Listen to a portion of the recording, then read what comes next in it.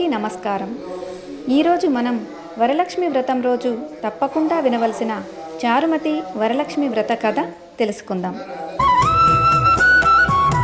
చారుమతి వరలక్ష్మి వ్రత కథ.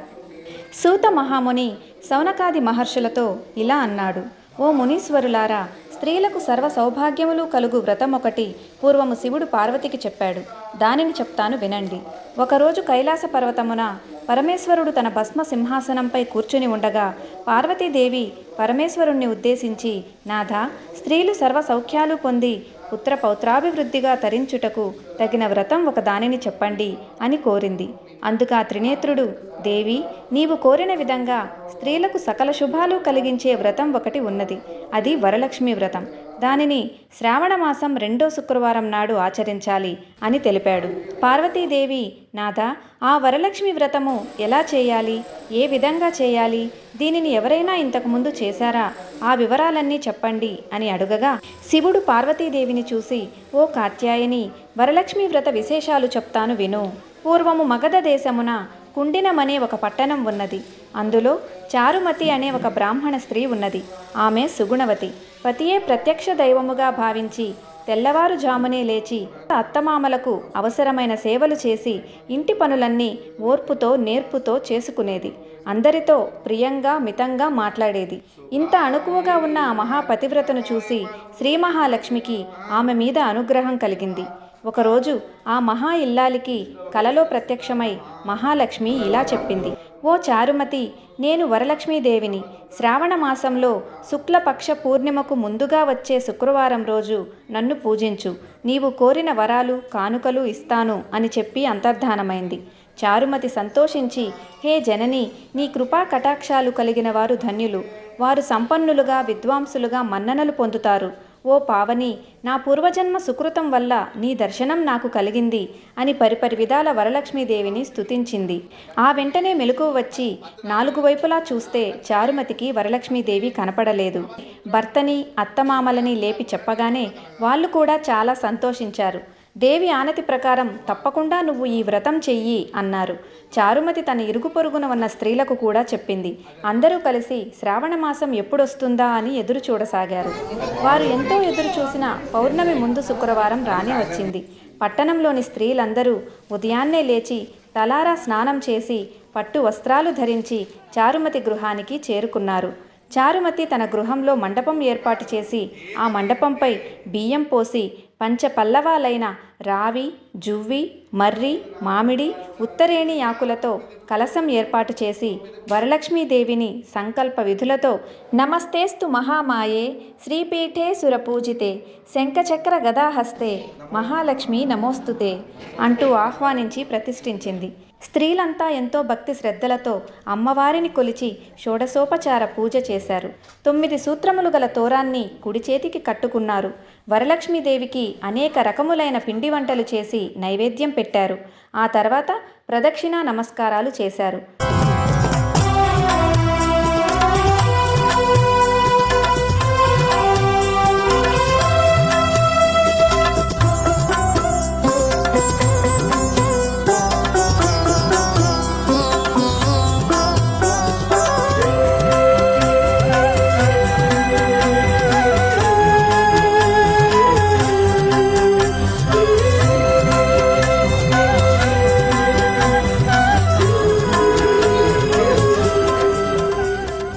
మొదటి ప్రదక్షిణ చేయగానే కాలి అందియలు గల్లు గల్లున మోగాయి.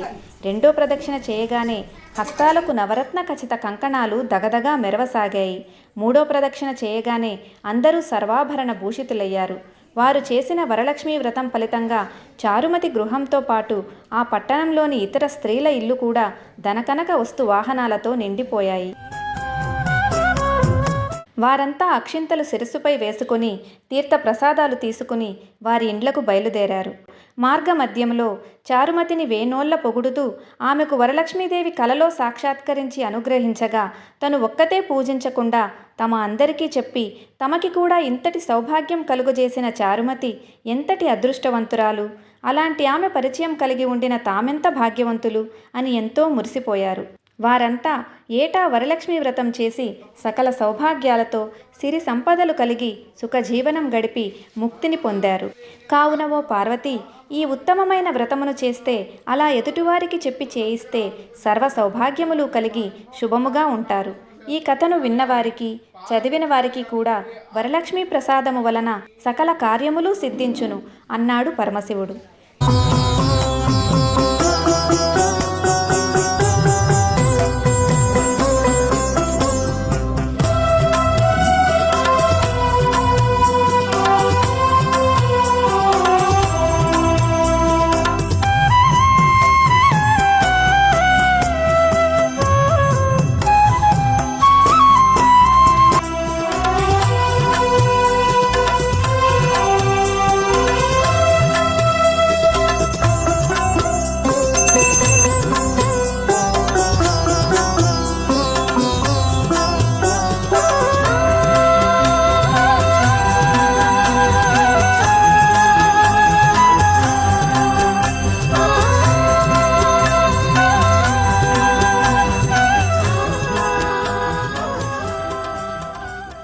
సూత మహాముని శౌనకాది మహర్షులతో, మునులారా, శివుడు పార్వతికి ఉపదేశించిన ఈ వరలక్ష్మీ వ్రత విధానాన్ని మీకు వివరించాను. ఈ కథ విన్నా, ఈ వ్రతం చేసినా, ఈ వ్రతం చేసినప్పుడు చూసినా కూడా సకల సౌభాగ్యాలు, సిరి సంపదలు, ఆయురారోగ్యాలు, అష్టైశ్వర్యములు సిద్ధిస్తాయి అని చెప్పారు. ఈ కథ విని అక్షింతలు శిరసుపై వేసుకోవాలి. ఆ తర్వాత ముత్తైదువులకు తాంబూలాలు ఇవ్వాలి. అందరికీ తీర్థ ప్రసాదాలు ఇచ్చి పూజ చేసిన వారు కూడా వాటిని తీసుకోవాలి. భక్తితో వేడుకుంటే వరాలందించే తల్లి వరలక్ష్మీదేవి. ఇదండి వరలక్ష్మీ వ్రతం రోజు తప్పకుండా వినవలసిన చారుమతి వరలక్ష్మీ వ్రత కథ.